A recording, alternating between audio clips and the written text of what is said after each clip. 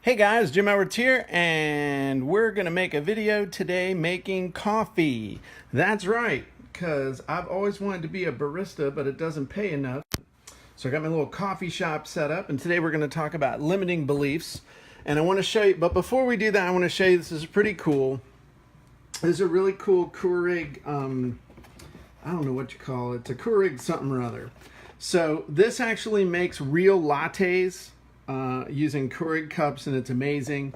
Terry got this for me. It's got this little thingy. It actually makes it and you can pour it in. And what I have found is that silk almond milk works the best. This will actually froth up as opposed to the almond milk, the Blue Diamond. It sucks. Don't do that. So basically how this works is really cool. I keep saying cool, whatever. So you just pour it in, get it up to the line, and then you put the top on, and you push the button that says latte, and check this out.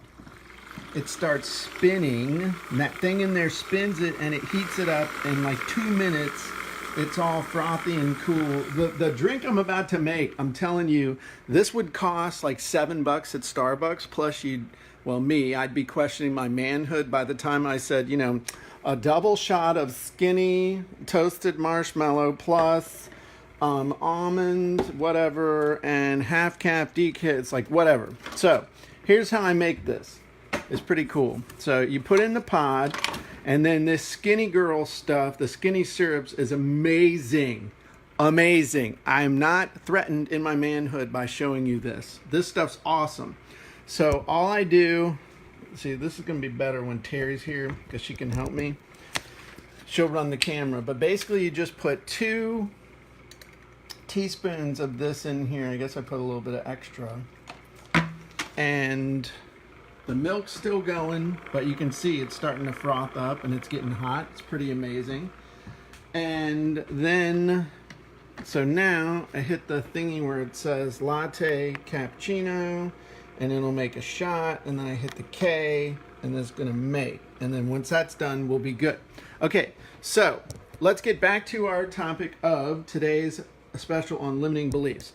So this morning I did a video about where limiting beliefs come from, and somebody had asked a question about what are typical limiting internal and external beliefs that people have.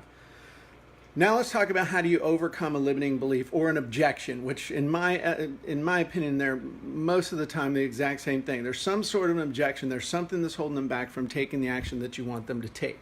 And I got to be real careful here not to show the rest of the kitchen because I was told, don't you show the rest of my kitchen, Jim.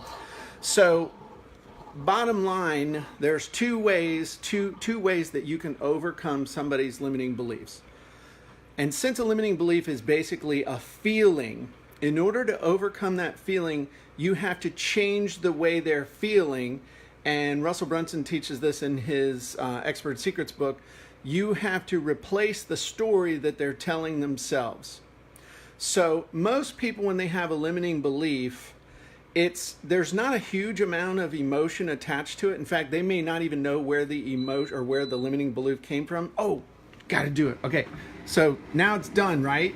Check this out. Look at that. It's all foamy, which is pretty amazing.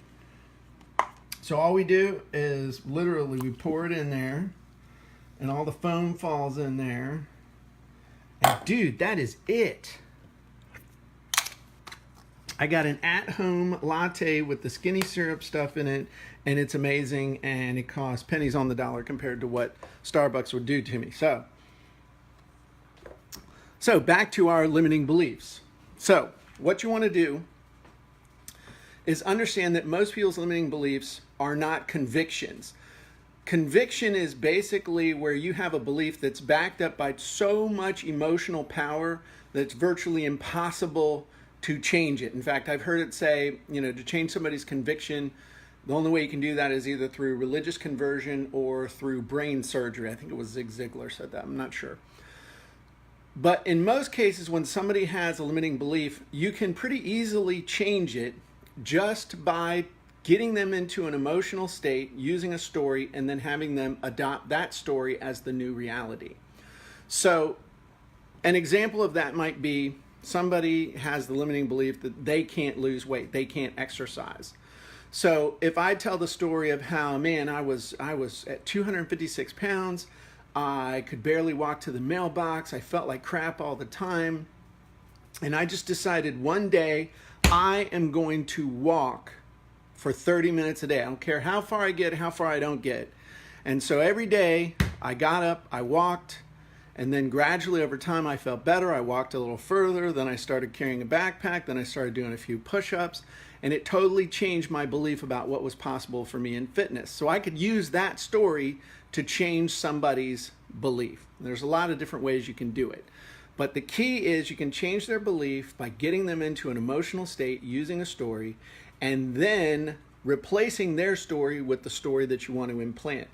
Second way that you can do it is to use a sales technique known as feel, felt, found. Again, understand that a belief is a feeling. Ultimately, it comes down to a feeling, how you feel about an idea or a story that's going on in your head. So you can look at somebody or in your sales copy and say, you know, right now you probably feel like it's impossible for you to lose weight. And you know what? I felt the exact same way. I weighed 256 pounds. I had a 42-inch waist. I couldn't even walk to the mailbox without getting out of breath. I felt like crap all the time and felt like everything was out of control.